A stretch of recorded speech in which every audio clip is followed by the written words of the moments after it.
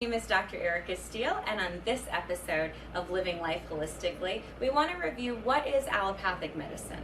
So allopathic medicine goes back to the times of 1800s when Samuel Hahnemann, the very first homeopath and the developer of homeopathic medicine, termed the other types of doctors known as the Allopaths. The term was actually described as a heroic measure because those particular providers used heroic measures such as bloodletting in order to treat their patients. As the American Medical Association and various different entities that are associated with that came to rise, we now know allopathic medicine is our standard traditional healthcare system.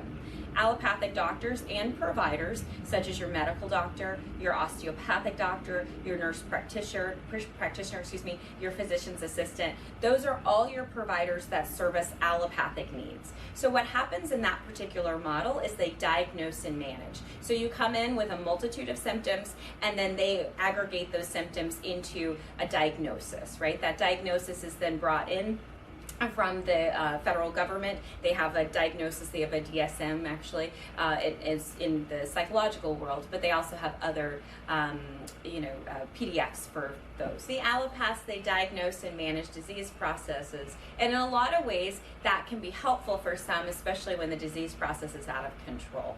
So we work alongside an integrative as a holistic provider with our allopathic counterparts because we do need them. And in fact, because the Allopaths have been around, we actually have been able to live incredibly longer in our life because they've been able to stave off different disease processes that would have killed us in the long run. Unfortunately, in the allopathic treatment, what tends to happen is that the diseases are then given pharmaceutical medications or procedures or surgical interventions, and unfortunately a lot of symptoms arise as a result of those particular treatments.